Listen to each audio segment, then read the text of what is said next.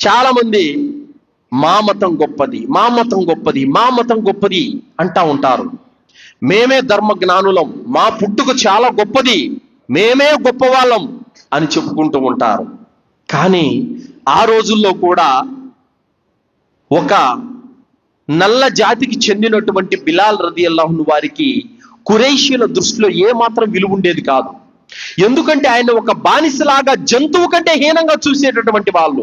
ఎప్పుడైతే ఇస్లాం ధర్మం వచ్చిందో, ప్రవక్త ముహమ్మద్ సల్లల్లాహు అలైహి వసల్లం వారి ఇస్లాంని ధర్మాన్ని ప్రచారం చేశారో, దాని తర్వాత చిన్న పెద్ద కులాలు మతాలు అన్ని సమసిపోయి ఒకే మార్గం మీదకి వచ్చారు. అప్పుడు అల్హమ్దులిల్లా ఏ బిలాల్ అయితే అధముడిగా, నీచుడిగా, అల్పుడుగా జమ కట్టారు, అదే బిలాల్ని మజీదు పైకి ఎక్కించి అజానిమ్మని చెప్పారు ప్రవక్త సల్లల్లాహు అలైహి వసల్లం వారు. అంటే కులాలు మతాలు వర్గాలు తారతమ్యాలు లేనటువంటి సమానమైన సవ్యమైనటువంటి ధర్మం ఇస్లాం ధర్మం అని చెప్పేసి నిరూపించారు ప్రవక్త సల్లల్లాహు అలైహి వసల్లం వారు. ఉమర్ రదియల్లాహు అన్హు వారు కూడా ఆయన పరిపాలన కాలంలో బిలాల్ రదియల్లాహు అన్హు వారు వస్తూ ఉంటే మా నాయకుడు వస్తున్నాడని చెప్పారు ఉమర్ రదియల్లాహు అన్హు వారు. అంటే అధముడుగా నీచుడుగా జమ కట్టేటటువంటి మతము గొప్పదా, మీరందరూ అన్నదమ్ములే సమానులని చెప్పేటటువంటి ధర్మం గొప్పదా? ఏ ధర్మం గొప్పది? ఏ ధర్మంలో సాఫల్యం ఉంది? ఏ ధర్మంలో ముక్తికి మార్గం ఉంది? దీన్ని బట్టి మీరు అర్థం చేసుకోవచ్చు. ఏ ధర్మం అయితే మనమంతా అన్నదమ్ములమని బోధిస్తుందో ఆ ధర్మం గొప్పది. యా అయ్యుహన్నాసు ఇన్నా ఖలఖనాకుం మిన్ జకరి వ ఉన్సా వజఅల్నాకుం శుఊబన్ వ కబాయిల లితఅరఫూ ఇన్న అక్రమకుం ఇందల్లాహి అత్ఖాకుం ఇన్నల్లాహ అలీమున్ ఖబీర్.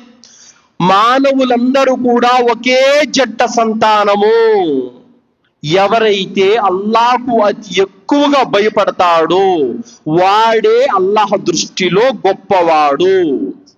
ఇన్న అక్రమకుం ఇందల్లాహి అత్ఖాకుం.